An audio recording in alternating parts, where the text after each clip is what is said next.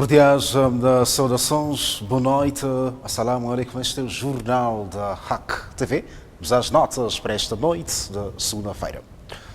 102 em cada 100 homens morrem vítimas do HIV-Sida em Moçambique. A rapariga continua a liderar a lista das novas infecções, segundo dados divulgados este domingo pelo Presidente da República, Filipe Jacinto Nyusi. O Presidente da República, que discursava perante centenas de populares no pavilhão dos desportos da cidade de Nampula, por ocasião do 1º de dezembro, Dia Mundial da Luta contra o SIDA, reconheceu o impacto da pandemia na vida social e econômica do país. De acordo com o estadista moçambicano, apesar de uma ligeira redução da taxa de prevalência em algumas províncias, como resultado das ações multissetoriais, o HIV-Sida continua a constituir um problema nacional. O quadro do HIV e SIDA no país continua preocupante. Para começar, preocupa-nos o número de novas infecções pelo HIV que ocorrem anualmente no nosso país e os progressos que continuam a ser lentos. É verdade que nos últimos 4 anos registramos uma redução de menos de 5% no número de novas infecções, estando estimadas em cerca de 130 mil em adultos de 15 e mais anos em 2018. Contudo, esta proporção de redução de novas infecções é ainda muito baixa. A nível de transmissão é também alto de mãe para o filho. A transmissão vertical também continua alarmante, estimada em 15% para o ano de 2018. De seguida, temos ainda o grande desafio do estigma e a discriminação que ainda persistem para muitas pessoas que vivem com HIV ou afetadas por ele. Sabemos que a estigmatização e discriminação dos que vivem com o vírus ou por ele afetados, que em grande medida resultam das tradições e processos sociais retrógrados, como a discriminação da mulher e crenças que continuam a persistir na nossa sociedade. A nível da função pública, a doença tem vindo a dizimar vidas humanas. O número de infectados também está a subir de forma assustadora. Dos mais de 350 mil funcionários, 13% são seropositivos, disse o chefe do Estado. As raparigas são as mais vulneráveis em relação aos rapazes. Para inverter este quadro negro, o governo desenhou a estratégia 90-90-90, através da qual pretende reduzir os preconceitos, o estigma e a discriminação até 2030. A estratégia 90-90-90 recomenda que, como forma de acelerar a resposta ao HIV, de modo a acabar com a epidemia de HIV e SIDA até 2030. Eu vou repetir de novo a explicação sobre o que é isso 90, 90,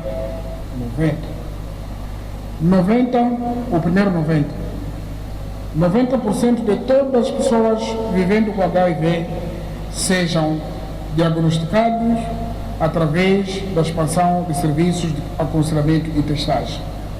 Portanto, estamos a trabalhar para pelo menos 90% subindo. O segundo 90% das pessoas diagnosticadas recebam o tratamento antirretroviral. Estamos a trabalhar nesse sentido. Se foi detectado como aquele nosso irmão, em cada 100 ou em cada 10, 9 devem receber o tratamento. E o último 90% das pessoas diagnosticadas recebam o tratamento antirretroviral. Não, estava a dizer, 90% das pessoas recebendo o tratamento tenham níveis indetectáveis de vírus no sangue e não possam mais transmitir o vírus. Portanto, se alguém é detectado com vírus, 90% estamos a trabalhar para que essas já não transmitam a outras pessoas não infectadas. Por isso que estamos a dizer que é 90, a estratégia 90.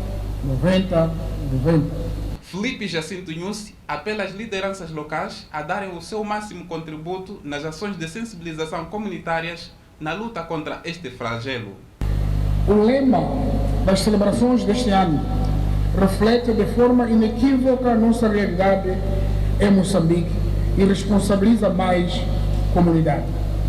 É na comunidade onde encontramos as respostas mais eficazes de combate que travamos contra o HIV e SIDA e contribui de diferentes formas.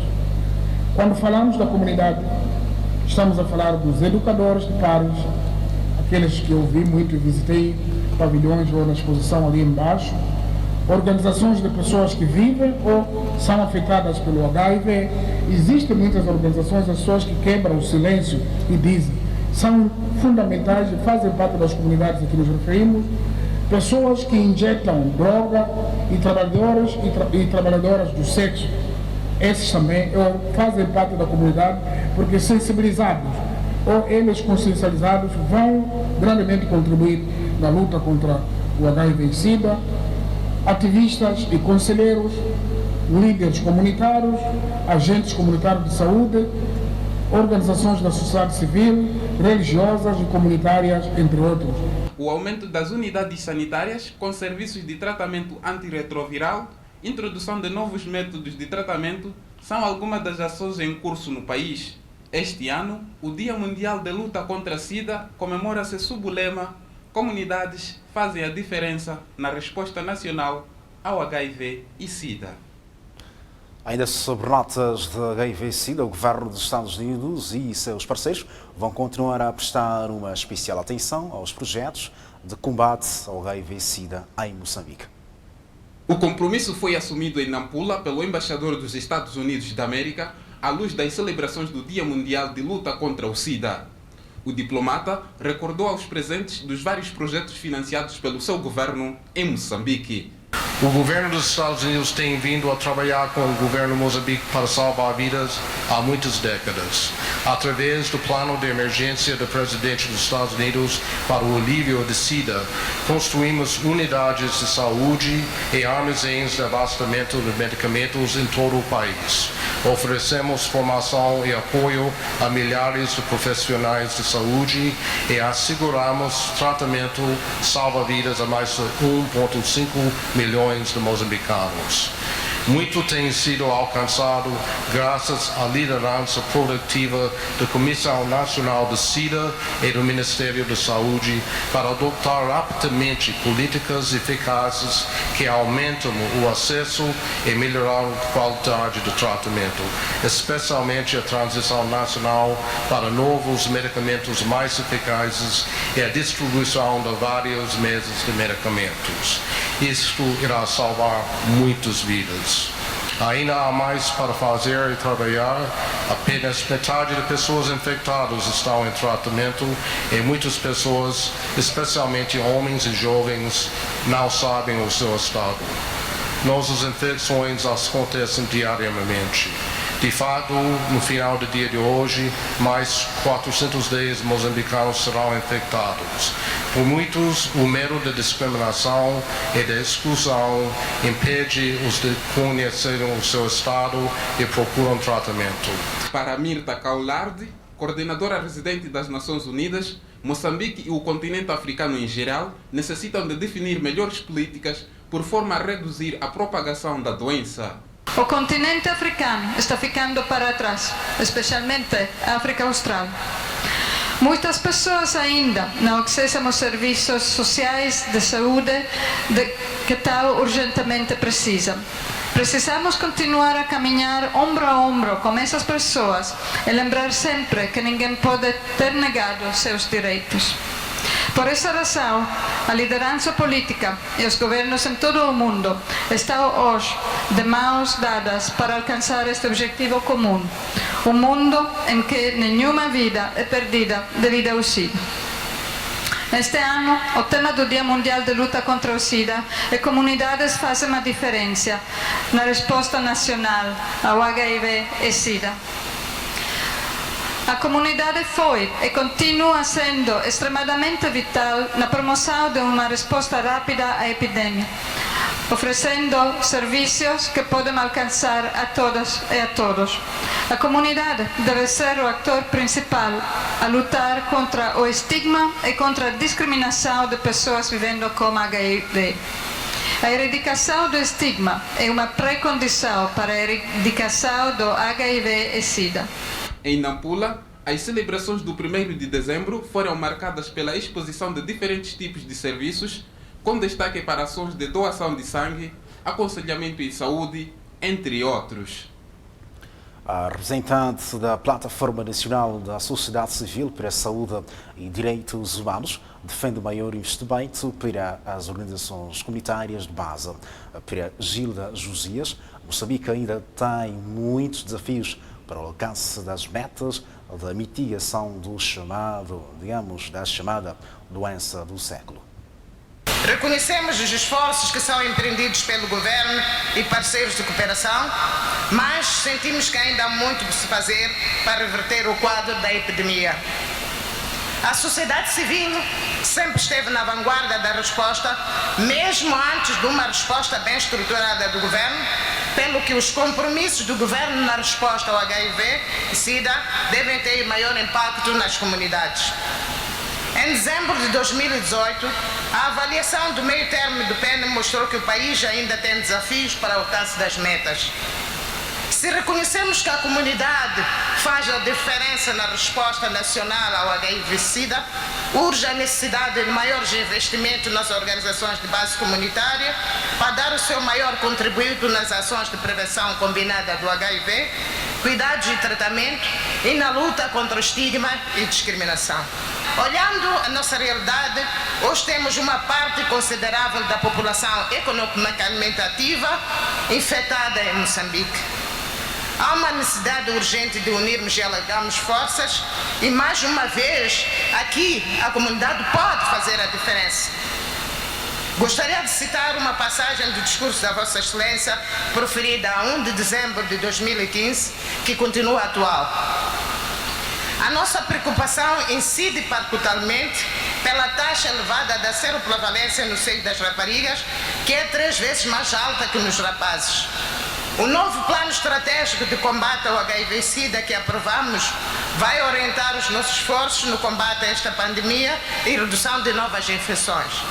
A nossa luta contra este vírus deve ser intensificada através de uma educação e consciencialização permanentes e incisivas, envolvendo pais, professores, líderes de opinião e os próprios jovens. Juntos podemos evitar que os projetos da vida da nossa juventude terminem de forma trágica e abrupta como acontece. Fim de citação. As comunidades estão prontas para responder a esta mensagem. Agir e reduzir os atuais índices das novas infecções, estigma e discriminação. Ora bem, mudemos de assunto. Agora sim, ficamos com datas que têm que ver com o Din al-Islam. Cerca de 300 jovens concluíram os seus estudos na Madrasa Khalif al-Islamia. A cerimónia de encerramento teve lugar este domingo na mesma mesquita, localizada no bairro de Namtecaliu, arredores da cidade de Nampula. Testemunhada por pais encarregados de educação, a cerimônia foi marcada por várias atividades entre palestras e teatro focalizadas na educação islâmica. E nós que continuemos a dar esta motivação às nossas crianças, a partir de casa, estão aqui os pais encarregados de educação. É preciso sabermos que nós complementamos a educação das crianças, ou a madrasa e a escola complementa a educação das crianças que começa de casa. E neste caso, caros irmãos e irmãs, a mensagem particularmente vai para aqueles que são encarregados de educação, depois para os professores, que estas crianças que estão conosco hoje a encerrar o ano, a encerrar o trabalho que elas vinham fazendo ao longo do ano, precisam ser motivadas a qualquer momento. O presidente do Conselho de Álimos de Nampula, que presenciou o ato, destacou a necessidade dos crentes desta seita religiosa se empenhar na divulgação de mensagens de Allah, considerando que o Islã é uma religião de paz. percurso da aprendizagem é bom. Até que não é tão difícil assim. É só fazer, né? Mandar fazer o máximo para uma pessoa aprender mais. É de não faltar na madraça. E ficar muito ligado quando o Estado está à frente. Quando o Estado está à frente, tentar preparar ele. Como é que ele explica bem para tentar perceber. Explicar que o Islã nos leva até a uma coisa boa, que é bom aprendermos árabe, estudarmos para um bom conhecimento. O discurso desse ano foi bom, aprendemos muita coisa nova com nossos ustazes. Estou sem palavras, mas agradeço em primeiro lugar a Allah subhanahu wa ta'ala por nos dar essas todas as pessoas que estão cá presentes nesse dia especial. Nós devemos ter um esforço para entendermos o Islã, porque o Islã não é tipo um brinquedo. O Islã é um ponto de referência da salvação. Sim. Por exemplo, no meu caso, eu não vivo nesse bairro. Eu estudo cá e vou aplicar lá no meu bairro, um lado para o outro. Quando a gente está na escola, tem aqueles professores que costumam querer ofender o Islã. Então a gente aproveita aqueles pontos, aplicar um pouco que a gente aprendeu na madraça, que o Islã não é isso que vocês acham. Os formandos descreveram a caminhada, sublinhando algumas dificuldades relacionadas com a falta de incentivo, o que em algum momento comprometia o sistema, o nível de aprendizagem. No entanto, estes comprometem-se em fazer a réplica dos conhecimentos nas suas comunidades. É com lágrimas a escorrer nos olhos, porque é difícil de explicar, porque é com lágrimas nos olhos a escorrer.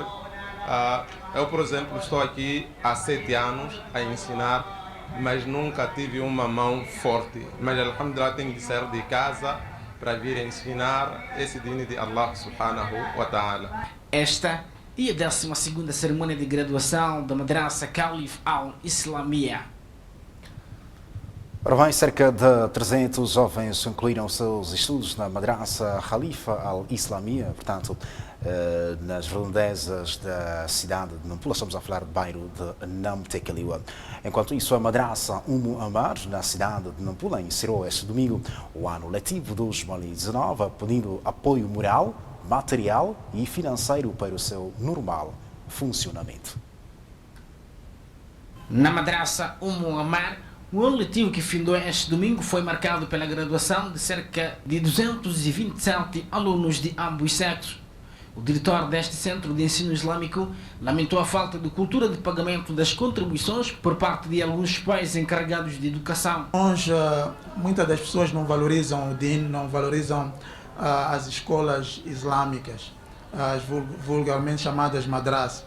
E isto que nos dói, porque nós sabemos que esta madrasa serve para nós aqui neste mundo como no Ákhira. E muita gente não sabe. Então, nós estamos a falar, temos 62 pais encarregados de educação, mas quem paga a mensalidade dos seus filhos só são 12 a 13 pais encarregados de educação.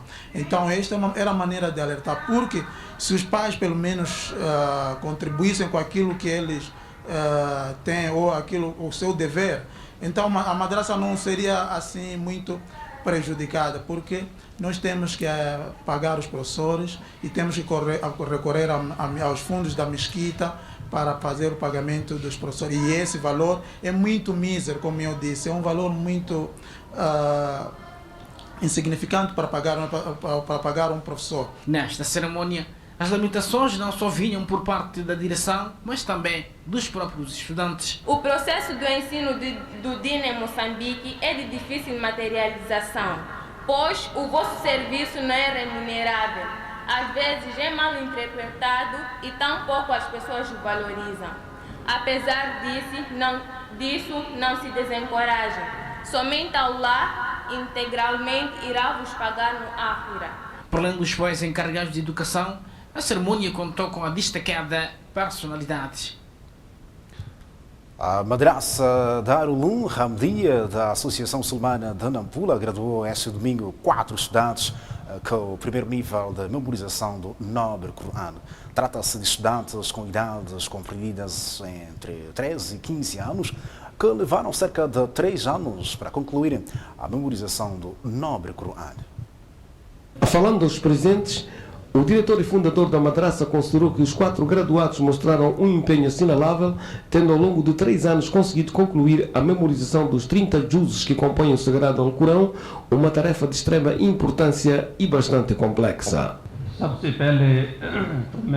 Primeira minha mensagem é esta: parabéns aos nossos estudantes, parabéns enormemente aos encarregados de educação e também todos aqueles que sacrificaram dia após dia no esforço de ser o meio, seus bens, seus conselhos, para que mantesse ainda a coragem para a estadia deles. E em terceiro lugar, não foi um trabalho fácil, que ainda com a idade menor das nossas crianças, nossos alunos, num período de 3 anos, eles memorizaram o Coran, 30 juz. Foi um esforço muito superior, foi uma dedicação enorme, que através desse esforço pedimos a Allah Subhanahu wa Ta'ala que tenha ainda recompensa e ainda contenha também dentro deles que eles memorizaram uma utilidade e também para o nome Hamidia como um sadaqa diária. O Qari Farouk Ahmad pediu aos pais encarregados de educação presentes no ato para apoiarem os recém-graduados e continuarem a apostar nas atividades da madraça, cujo objetivo central passa por incentivar aos jovens sobre a importância e a necessidade da aprendizagem e a memorização do Sagrado Alcorão. O programa total de Darul Ulum Hamidia tem como objetivo para que ninguém resta privado de aprender o Coran. Tem como objetivo ensinar todos os seus estudantes e ainda os demais, seja eles internos, seja eles externos. E ainda tem como responsabilidade o Darul Ulum Hamidia velar pelo comportamento e o tarbiyat, o meio, para que eles saiam deste lugar com um aproveitamento total e que também daquilo que eles levam neste recinto seja útil também para a sociedade. E ainda, por sua vez, o Darul Ulum Hamidia tem também como a responsabilidade de velar sobre o sistema das crianças, que isso está empenhado e envolvido todos os professores, controlar a cada aluno um por um, velar e ouvir e perceber cada situação do seu estudante. A madraça possui atualmente mais de 250 estudantes, dos quais 80 em regime de internato. As aulas são garantidas por 8 professores que lecionam em 2 turnos. Os 4 graduados do primeiro nível de memorização do Nobre Coran, que este domingo concluíram a sua formação, prometeram continuar a dedicar-se à nobre missão de memorização do Nobre Coran e apelaram para que mais jovens abracem a missão, considerada de muito sacrifício e enorme dedicação. Bem, alhamdulillah, para completar a 30 juz, é melhor fazer esforço e ter respeito para acabar com o segredo é ter respeito com o Estado, ter comportamento bom. Inshallah, vou continuar e vou fazer esforço para a escola e também ser tutor. Alhamdulillah, estou me sentindo bem. Acabei o Coran com 14 anos. Alhamdulillah, Allah Subhanahu wa Ta'ala me concedeu este ni'ma de eu acabar o Coran este ano. O segredo é, quando uma pessoa estuda o Coran, tem que ser uma pessoa muito respeitoso, convidar algumas pessoas para o Sagrado Coran. Eu senti, alhamdulillah, agradeço a Allah Subhanahu wa Ta'ala. O segredo é ter respeito. E daqui para frente, como é que vai ser? Inshallah, quero fazer alim, curso de alim. Agradeço a Allah Subhanahu wa Ta'ala por nos dar esta dádiva, esta sorte de estarmos nesse agrupamento.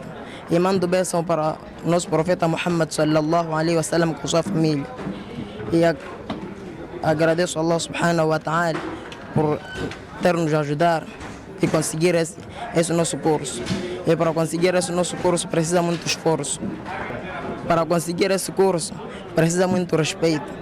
Primeiro, ter respeito com seus estados, se afastar com as mulheres.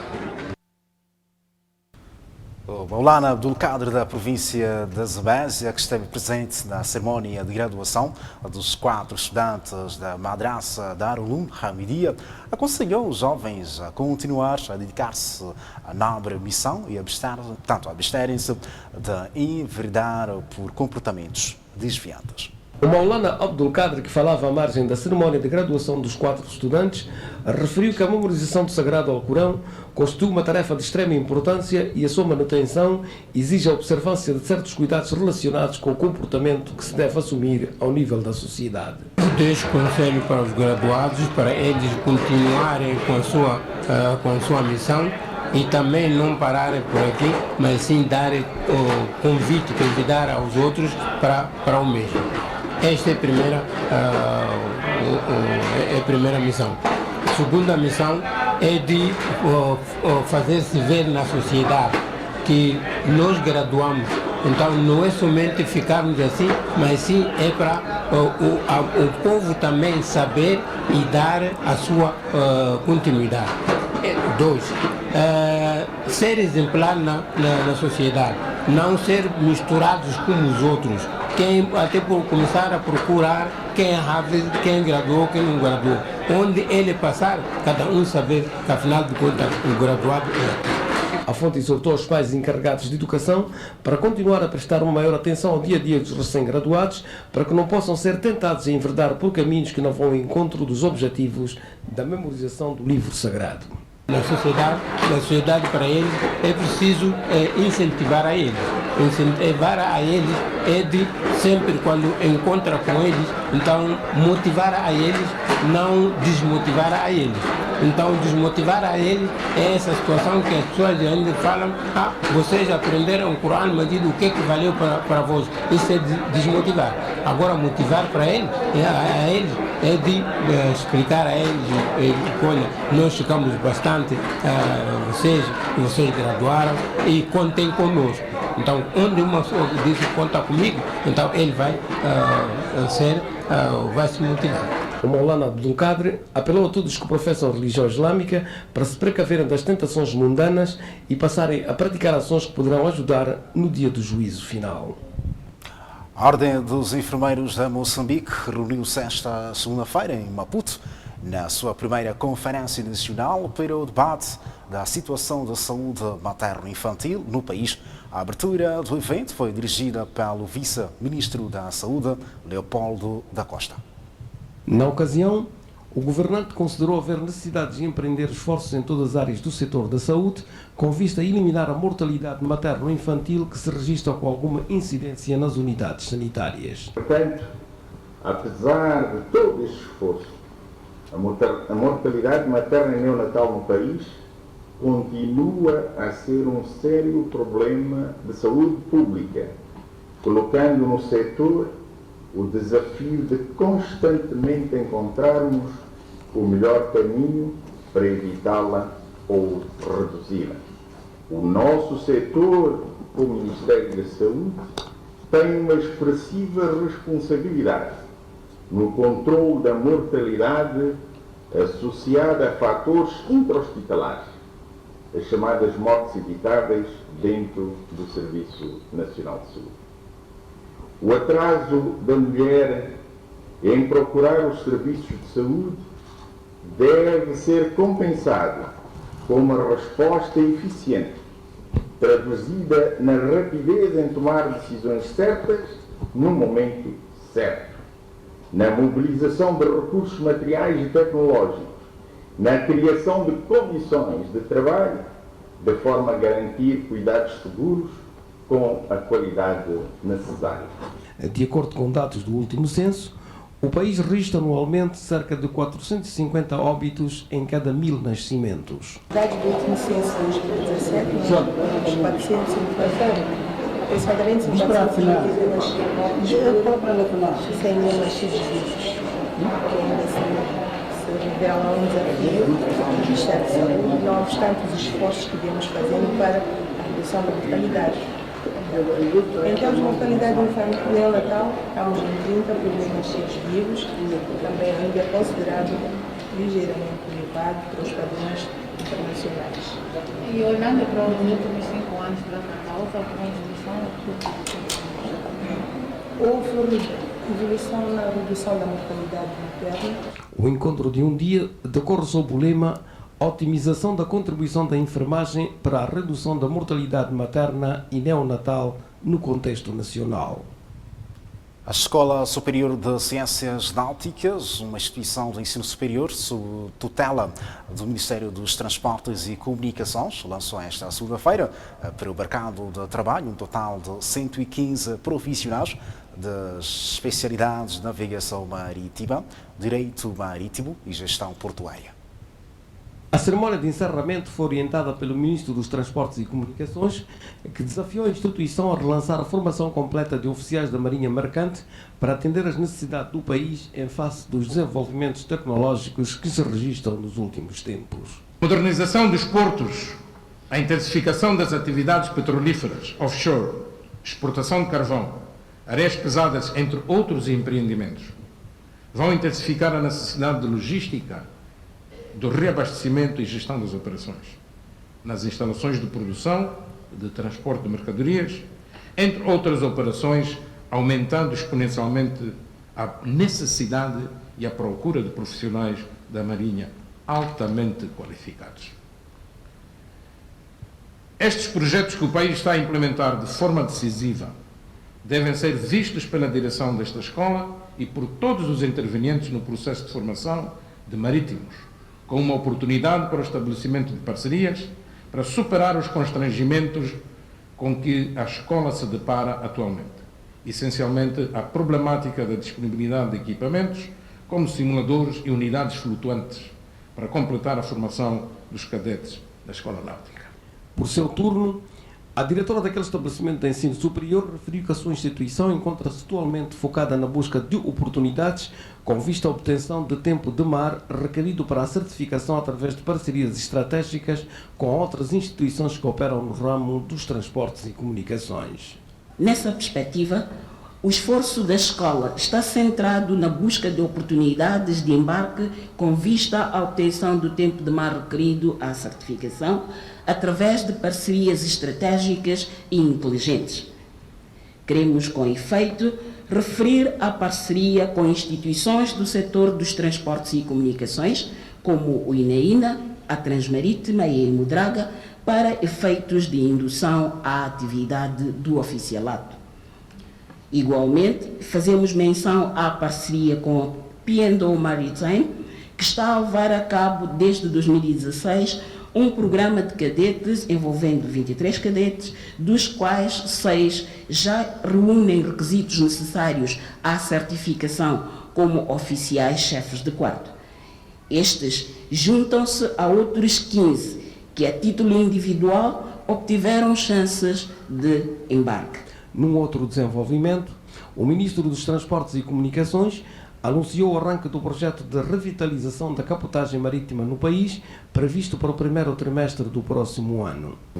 A honra de anunciar aqui que temos uma parceria já estabelecida, uma sociedade criada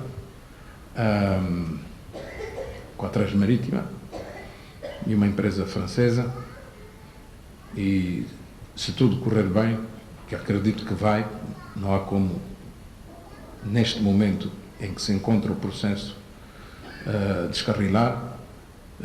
Penso que ainda dentro do primeiro trimestre do próximo ano vamos iniciar com a cabotagem marítima ao longo da nossa costa. Estão neste momento já num processo de verificação e inspeção de 2 embarcações, uma que vai ser alugada em time charter e outra vai ser adquirida para essa sociedade. Portanto, se estão nesta fase, eu não acredito que se descarrilem. Queríamos que isso acontecesse ainda este ano, este quinquênio, e este ano, de modo particular, mas penso que criamos as bases para que dentro do primeiro trimestre isso aconteça. Com esta iniciativa, espera-se a melhoria das condições do processo de comercialização agrícola, a aceleração da industrialização das regiões próximas aos portos secundários e terciários e a criação de oportunidades de negócio para os empreendedores, entre outras vantagens. Notas do estrangeiro. Após uma fase de tranquilidade depois das eleições da semana passada, que deram uma vitória esmagadora ao Bloco Pro-Democracia, dezenas de milhares de manifestantes dão continuidade ao movimento de protesto em Hong Kong. Os ativistas dizem que a contestação vai continuar até que haja mais democracia no território. Os cidadãos marcharam pela zona financeira em direção ao complexo central do governo. Eles protestam também contra o uso de gás lacrimogéneo por parte das autoridades. Foi organizada uma outra marcha até ao consulado dos Estados Unidos para agradecer o apoio de Washington ao movimento pró-democracia. Na semana passada, Donald Trump aprovou uma lei de apoio aos manifestantes que gerou a ira da China. Pequim acusa os Estados Unidos de se intrometerem em assuntos internos do país. Hong Kong está em protesto desde o início de junho, altura em que milhões de pessoas saíram às ruas contra a lei de extradição, pedindo também a renúncia da chefe do governo, Carrie Lam. Pelo menos 14 pessoas morreram no último sábado num tiroteio em plena luz do dia na cidade mexicana de Vila Unayo, no estado de Coahuila.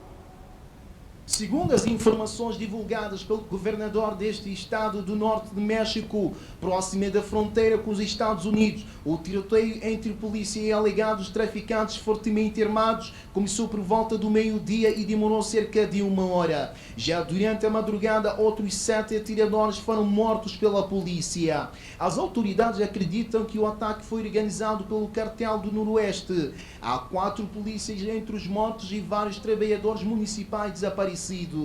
Este episódio de extrema violência acontece dias depois do presidente Donald Trump dizer que pretende declarar os quartéis de droga do México organizações terroristas.